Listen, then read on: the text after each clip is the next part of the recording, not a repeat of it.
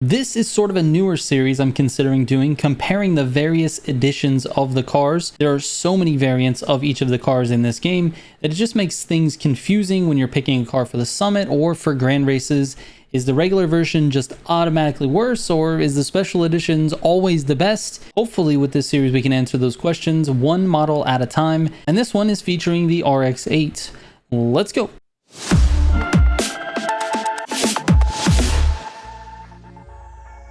Alright, before we get started, let me know in the comments if you want to see more videos in this series.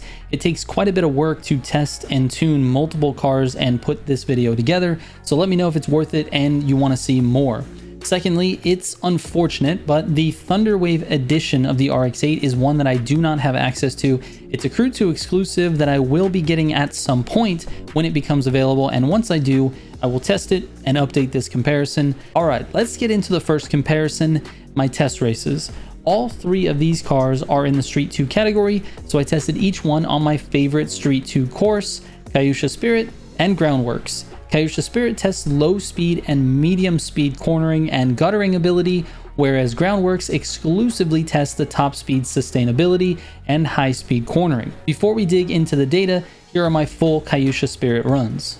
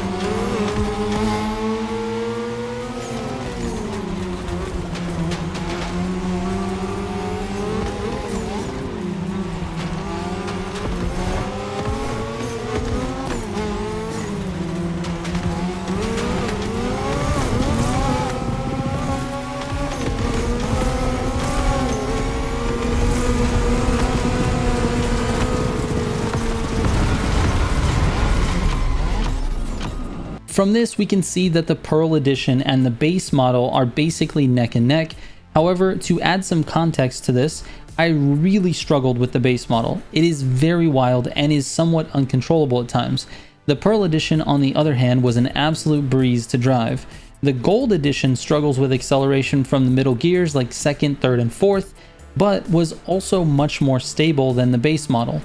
Now, I won't bore you with the full test runs of Groundworks, so let's take a look at the data in my sheet. As you can see, the Pearl Edition ran the fastest time on Militia with a 2:17.661, but the base model was right behind it, only 0.3 away at a 2:17.966, and the Gold Edition was about a second behind the Pearl Edition at 2:18.787. Now on Groundworks, this script sort of flipped a little bit. The base model was able to run a 3:22.658, whereas the Pearl Edition was a 3:22.943. Now on a course that long, there's plenty of room for driver error, so these times are basically the same in my opinion. The Gold Edition, however, barely made it into the 23s with a 3:23.975. So from my point of view, it deserves to be on the bottom here. Now the average time of those two races is 2:50.302 for the Pearl Edition and a 2:53.12 for the base. Like I said, those are basically interchangeable times. I wouldn't rank either one of them based on that, but like I said earlier, the base model is much harder to drive. In the high-speed cornering department, all three cars felt pretty stable and balanced. But when you got into the medium and low-speed cornering, the base model, like I said, was so unstable and it oversteers like crazy. It actually oversteers to the point where it's still turning even though you've stopped turning with your joystick. The other two cars felt pretty stable and balanced. In terms of guttering ability, the two special editions really had the advantage. They had very easy entries and they were stable in the gutters, and you didn't have to really worry about losing the back end, whereas the base model was completely unstable and you would lose traction in the rear a lot. So it's not something that's very easy to drive on courses like Kyushu Spirit. Now let's take a look at a couple other tests that I ran. I ran a couple of acceleration tests, one with NOS and one without, and then I also tested the top speed ability with Slipstream and NOS. So basically it's max speed.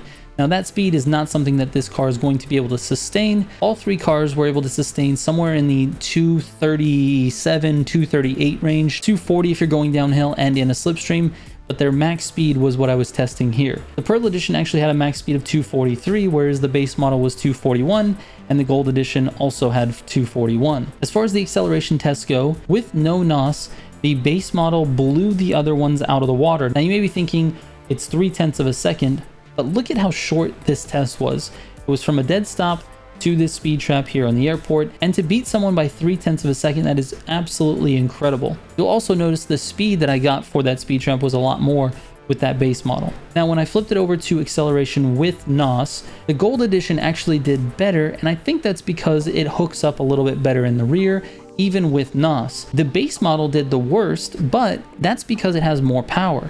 The car is very obviously the strongest car in terms of power because it just really can't hook up the tires. I accelerated the exact same with all three cars. No NOS until I hit third gear. The goal was to not spin the wheels, but unfortunately the base model just doesn't have the traction in the back of the car, and we have to take that into account.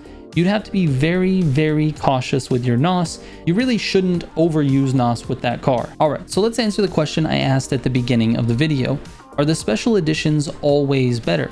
In this case, no. The Pearl Edition happens to be my favorite pick all around, but it's pretty clear that the base model is more powerful. I think in the right hands, it is possible to be the fastest car out of these three. However, I don't think everyone can use it. I think in terms of consistency, the Pearl Edition is just so much easier to drive, and depending on the course, it basically runs the same times, or at least within a couple tenths of a second as the base model. So I would recommend that instead for most players. The interesting part about this is that the Gold Edition is clearly the worst among these three, with significantly slower times in those races and the slowest acceleration time without NOS. But to be fair to all of these models, the test results were insanely close, and the car alone really isn't going to make up for poor driving or be a detriment to excellent driving. You can most likely pick the one that you like and do fine, although I will be picking the Pearl Edition for myself when given the chance. Thank you guys so much for watching, and again, let me know in the comments if you'd like to see more comparisons like this going forward. Like I said, they are difficult to make, so I want to make sure that it's worth my time. Thank you guys so much. Once again, I will catch you on the next one. Trigger out.